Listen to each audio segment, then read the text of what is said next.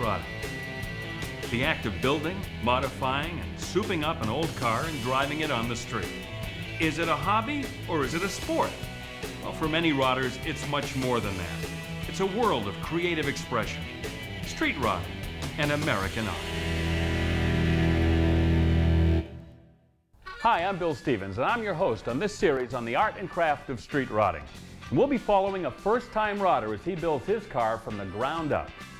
We'll tag along for 5 years as he outfits his garage and designs and builds an award-winning rod. We'll learn from professionals and also experience the fun. And along the way, we'll visit other street rodders in the middle of building their project cars. Every one a very American work of art. Our first-time rodder, an average guy probably just like you, planned and built his rod, an exceptional 1932 Ford Cabriolet Highboy, right here in this garage. His name is John Belli. He lives in Massachusetts, and I think I hear him coming right now.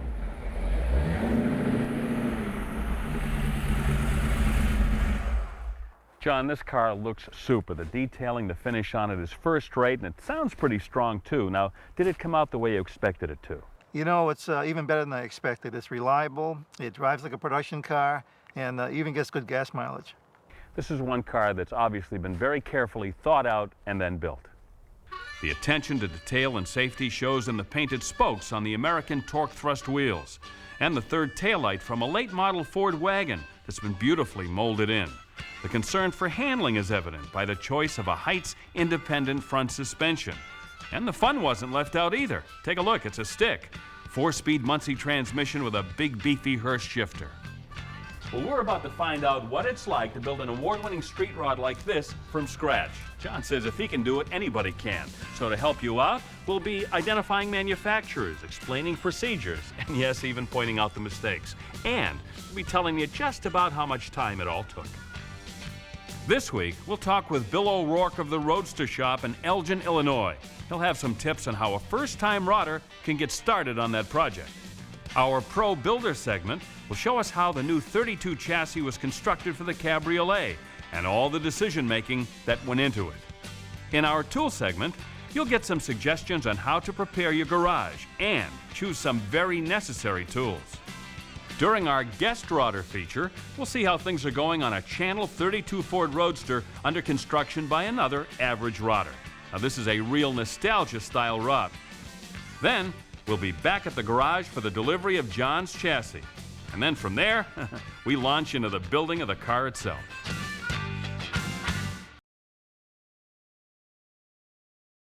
I understand you've got a problem with the three-piece hood you bought for the 32. Okay, the way we start out with that is we try to line up the grill shell right where it's going to go. Most first-time rodders are going to need some help. That's to be expected. For instance, you might not know how to weld, or body work might not be your thing. So you're probably going to need plenty of good advice. A good way to get advice when you need it, for free, is by creating a working relationship with a professional rod builder. They can start you off on the right foot. Now, Bill O'Rourke is the owner of the Roadster Shop, and he explains how he'd approach building a street rod for the first time. I think the first thing that I would do would be to buy all of the magazines that I could off all of the local newsstands. I'd send for literally everyone's catalog.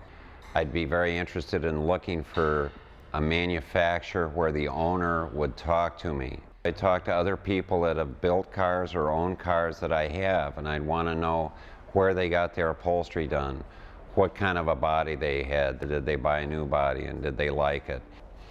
Once I decided on all of that, I would try and find a complete street rod shop, somebody who could possibly do some of the things for me that I didn't want to do, or wasn't able or had the equipment to do. Bill's company helped John do some of the things that he couldn't do himself. One of the most important, the design and fabrication of the chassis. That's the foundation of a street rod. So when we come back, we'll go to Bill's shop and find out how a made-to-order chassis comes together.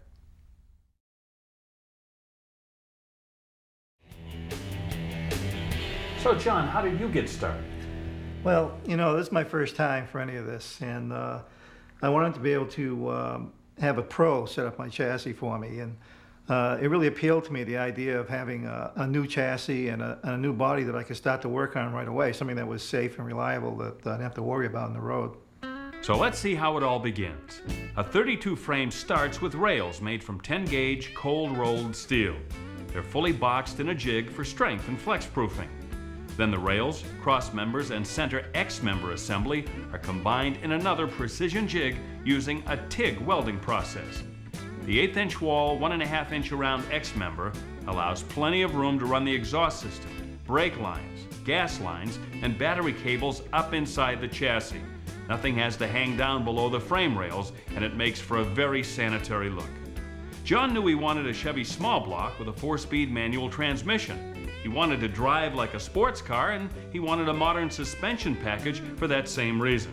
So the Roadster shop used a dummy block and tranny case to set up the chassis with all the correct mounts, and installed a Heights independent front suspension with rack and pinion steering that gives excellent steering response. Now out back, they suggested a triangulated 4-bar suspension with coilover shocks and an anti-roll bar. The third member is a narrowed 9-inch Ford, available just about everywhere, with 31 spline axles and a posi rear end with 370 gears. One of the things you want to keep in mind if you're going to involve a professional shop is just how much you want them to do. They'd be happy to deliver a completed, fully running turnkey rod to your front door, but then again, there'd be nothing left for you to build. Well, John decided that the brakes and the steering were two things that he didn't want to do, just didn't have the expertise for it. So he had them design the power brake system with discs in the front and drums in the rear, and the steering linkage to clear the motor mount and the headers. But John, you say you do that today. Yeah, I could probably handle the steering and the brakes today, but I still don't weld, and back then I knew that I'd have to have someone fabricate the exhaust system for me, and also I needed to buy wheels and tires, so I added that to the order. John splurged a little bit on the all stainless steel 2.5 inch exhaust system, including Sanderson block hugger headers and Flowmaster mufflers. Then he had it all polished, and it was really worth it, especially when it's set against that great looking red paint. Now, a modern highboy requires big and littles, big wheels in the back, little ones in the front. The car sits just right. That's what rodders call its stance, and there's a great view out back of all that workmanship underneath. John's first rod had to be an open car, of course, but here in New England with the crazy weather, he wanted a cabriolet. Why a cabriolet instead of a roadster? Well, a cabriolet has a folding top that goes with you wherever you go, and it folds down when you're not using it. Plus, cabriolets have roll-up windows, and roadsters don't. Gibbon Fiberglass had the body that John wanted, and Roadster Shop had one in stock, and it came already chopped with power windows and a trunk. The only other decision to be made was what hot rod style to build, and John decided he wanted a highboy, no fenders, plus somewhat of a smoothie look with hidden door handles, hidden hinges, and a hidden gas tank. And of course, it had to be red. A number of parts were ordered and shipped along with the body and rolling chassis. By ordering all this stuff at once, John ended up with a fairly complete starter car, sort of what you'd have if you bought an original car to work on, but all new, safer, and with no rust to repair or a top to chop. When we return on Street Rodding and American Art, we'll check in with another average rodder who continues on his project that's rich in nostalgia, a classic channeled 32 Ford Roadster.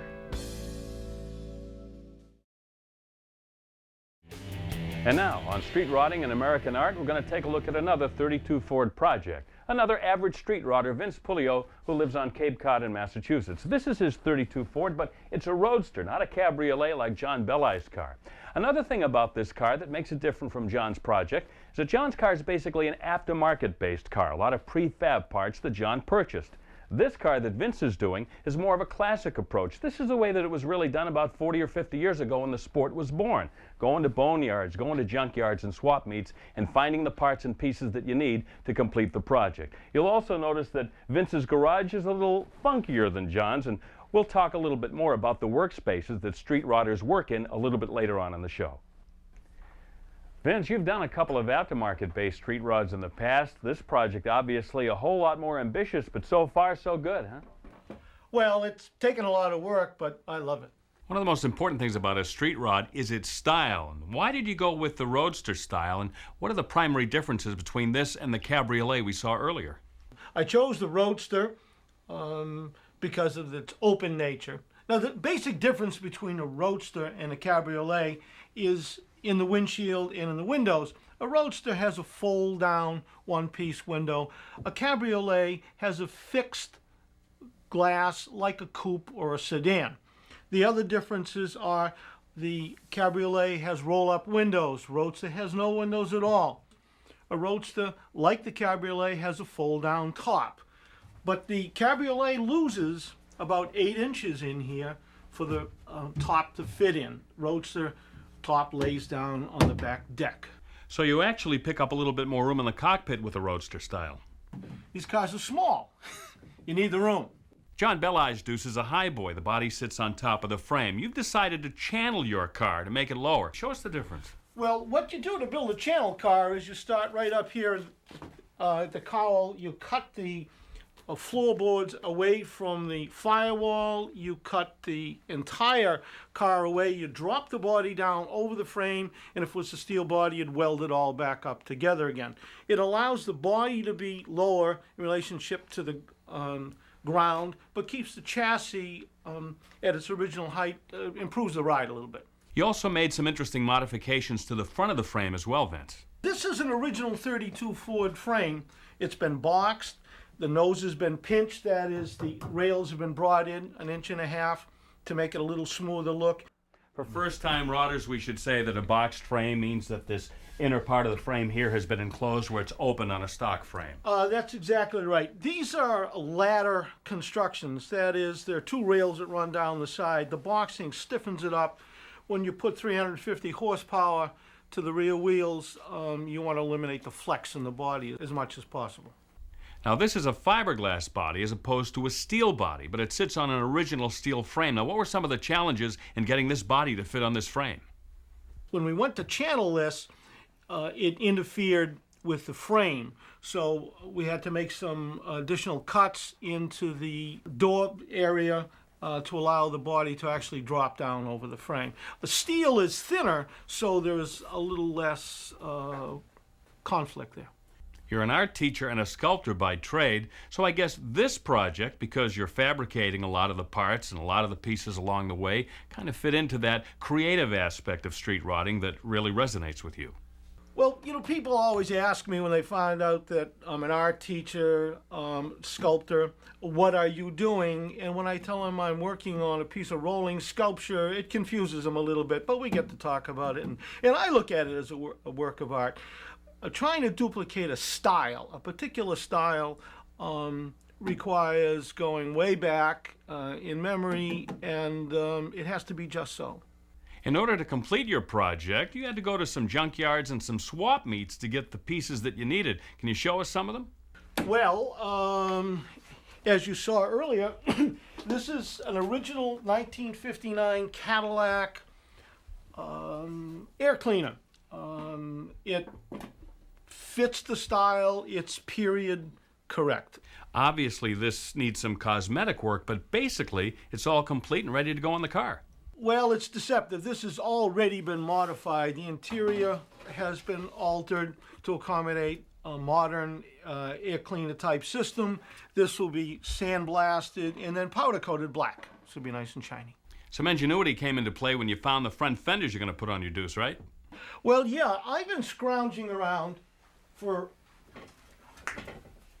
a couple of years, actually, trying to find just the perfect fenders that will work on an open car. And these are my $12 specials. Got them out of a mail order catalog. They're trailer fenders. They'll be bobbed and rounded a little bit, and they'll be mounted real close to the tires, and they'll follow the tire. They won't be fixed on the chassis. They'll be moving up and down. So I hope this will be a real find.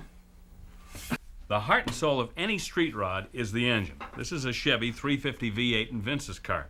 A lot of guys buy what are called crate motors. They're brand new engines that come from the factory and they drop them into their project. This is a production engine that came out of a 1974 Chevy truck. But most importantly, Vince, your fingerprints are on every single piece. Well, they sure are, Bill. I put the whole thing together myself under the watchful eye of a local machine shop. They did all the machining. It sends out had it balanced. And then I assembled it. Now, how much engine building experience had you before you did this motor? Practically nothing to speak of. So you kind of learned as you went. Oh, I sure did. But with the fellows watching me, it was hard to go wrong. There's got to be a special feeling every time this engine starts up, knowing that you're responsible for all the life that's in it. Well, it hasn't started yet, but when it does, I hope to be real proud. Vince, this car was well planned out in advance. You knew what you wanted, a classic 32 Ford Roadster that's been channeled. Now, once you made the decision, how much construction time elapsed until what we see here? We're looking at about 3 years here, Bill. As a school teacher, I can work on it during the summers. There isn't much time during the week, but it's been a 7-day-a-week job all summer long, 3 summers. What happens next in the project? Well, the car is actually a lot further along than it looks, Bill. We're going to pull the body off. It goes out to be prepped and painted. I'm waiting to fit the roll bar. I'm waiting for those pieces.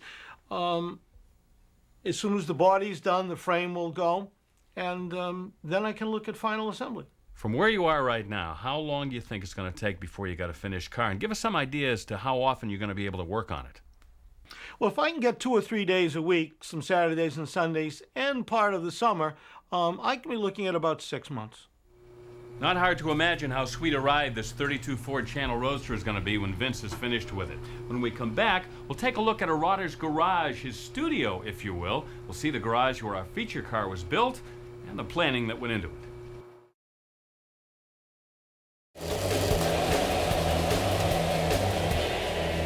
Vince's one-bay garage in the basement of his house has been the birthplace of several street rods, but it's more than a garage, it's a studio. It's where he creates his art. Vince actually is an artist. He's a sculptor and an art teacher. He likes to have his tools and his parts where he can see them and get at them.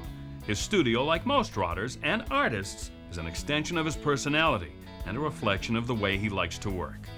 Earlier in the program, we saw the efficient, business-like setup of a professional rod builder.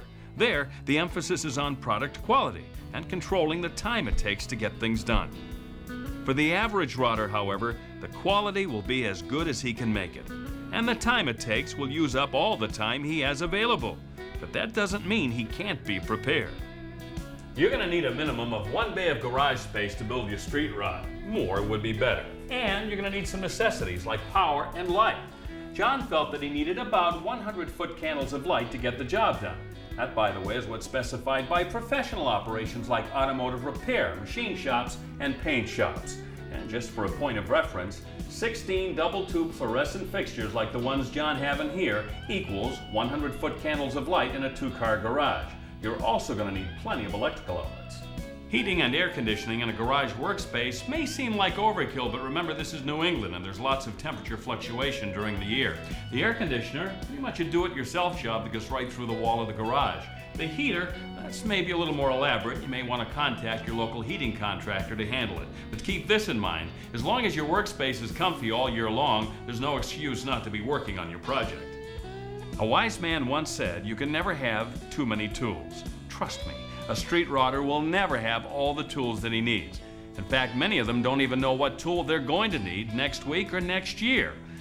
For most guys, that alone is reason enough to get into street rodding in the first place. You'll need all the basic tools, and then some if you're planning to build a street rod. Start with a sturdy workbench and mount a large vise on it. Make this bench as big as you possibly can. It still won't be big enough. All your woodworking tools will come in very handy to make patterns and interior panels, especially when you're modifying or reinforcing your fiberglass body or replacing the woodwork in an old steel car. John decided that he wanted a full set of hand tools that could be dedicated to his street rod project. To keep things organized, the old and new tools were combined in this great roll-around tool chest. Again, buy the biggest tool chest that you can afford or that you have room for. As your project progresses, believe me, it'll fill up fast. John made the decision to go with electric power tools rather than going with a pneumatic setup. For him, it was a question of cost and common sense. However, air tools are a good idea, but you got to make sure you have the money to pay for them and room for an air compressor to run them.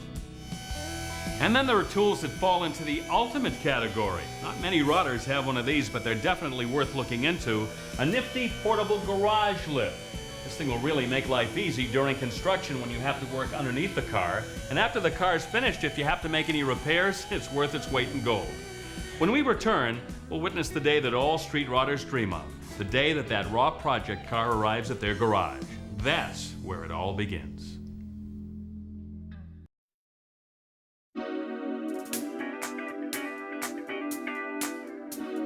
This is the big day. The day when all the research, the planning, the decision-making start to come together. It's also a day of reckoning.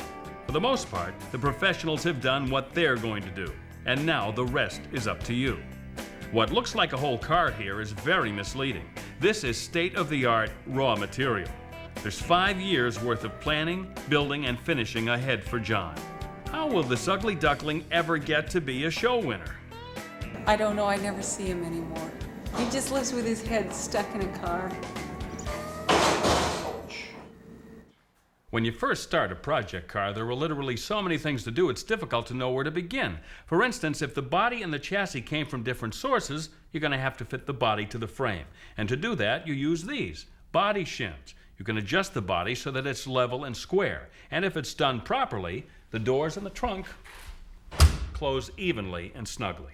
The Roadster shop had done some of the work, but John knew more adjustment would be needed once the frame webbing was installed and the weight of the engine was in place. The body has to come off to install the cloth webbing on the frame, so the first tools you'll need are some buddies. They come in all shapes and sizes and are indispensable to a street rodder. The heavy oiled webbing prevents chafing and squeaks between the body and the frame. It self-adheres, but it won't be permanently installed until after the frame has been painted. Holes are punched for the body bolts, and the shims are replaced on top of the webbing at the body bolt positions.